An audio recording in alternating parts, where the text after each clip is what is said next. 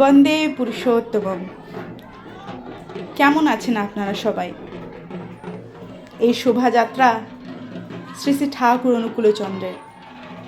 দেখুন, এটি একটি বাংলাদেশের ভিডিও। এখানে আপনারা দেখুন মানুষের ঢল। শ্রী শ্রী ঠাকুরকে কেন্দ্র করে তার শোভাযাত্রায় সম্মিলিত হয়েছেন শয়ে শয়ে মানুষ, হাজারে হাজারে মানুষ। কি মনে হয় এই জনসংখ্যা কতর হতে পারে বলে মনে হয়? নারী পুরুষ নির্বিশেষে ছোট বড় সকলেই এই শোভাযাত্রায় অংশগ্রহণ করেছেন। হৃদয় দিয়ে ভালোবাসেন ঠাকুর অনুকূলচন্দ্রকে তারা।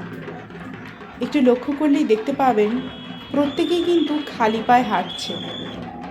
হ্যাঁ, যারা ওই ঢোল বাজাচ্ছে তারা কিন্তু একমাত্র পায়ে জুতো পরে আছে। নাহলে একটু লক্ষ্য করে দেখুন, মায়েরা দাদারা ছোট ছোট ভাই বোনেরা কীরকম খালি পায়ে সেই শোভাযাত্রায় সম্মিলিত হয়েছেন।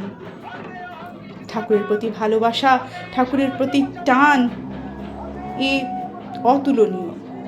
বিশ্বব্যাপী যারা আমরা প্রত্যেকেই শ্রী শ্রী ঠাকুর অনুকূলচন্দ্রকে আশ্রয় করেছি তারা কিন্তু তার প্রেমে পড়ে গেছি। তাকে যত বুঝছি, যত হৃদয়ঙ্গম করছি, তত বুঝতে পারছি তিনি কত প্রেমের মানুষ। তিনি ঠিকই বলেছিলেন, ওনার অস্ত্র হচ্ছে প্রেম বাণ। সেই প্রেম বাণ দিয়ে আমাদের বাণ মেরেছেন তিনি, করে তুলেছেন প্রেমী। আজ জোর গলায় বলতে পারি, হে ঠাকুর, হে পরম পিতা, হে পরম দয়াল, বড্ড ভালোবাসি তোমাকে। এইরকম যেন প্রতি জনমে জনমে তোমার চরণে আশ্রয় নিতে পারি। কীট পতঙ্গ, পোকামাকড়, ব্যাকটেরিয়া, গাছপালা যাই যাতেই প্রাণ থাকুক, ঠাকুর আমাকে যে রূপেই তুমি যে রূপই দাও না কেন, আমি যেন তোমার আশ্রয় গ্রহণ করি। যদি একটি গাছও হয়, সেই যেন গাছের ফুল যেন তোমার চরণে যেতে পারে প্রভু। আমি যেন এইভাবেই জন্ম জন্মান্তর ধরে তোমাকে ভালোবাসতে পারি।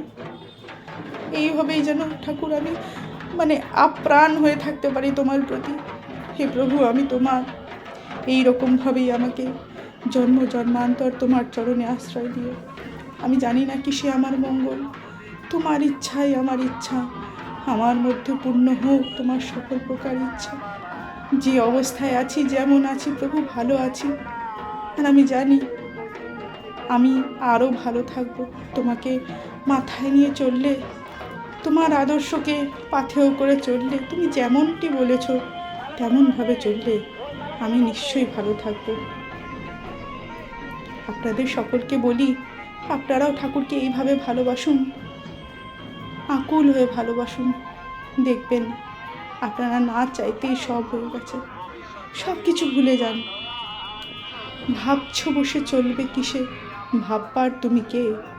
ভাববার যিনি ভাবছেন তিনি, তুমি ভাবো তাকে। কাজেই এইভাবে যদি আমরা তাকে সারাদিনে সারাদিনে স্মরণ করি, মনন করি, আমাদের কোনো কাজই আটকে থাকবে না। কোনো পাথর পড়তে হবে না, কোনো আংটি ধারণ করতে হবে না, কোনো বাবাজির কাছে যেতে হবে না। সবই সম্ভব তার দয়া। জয়।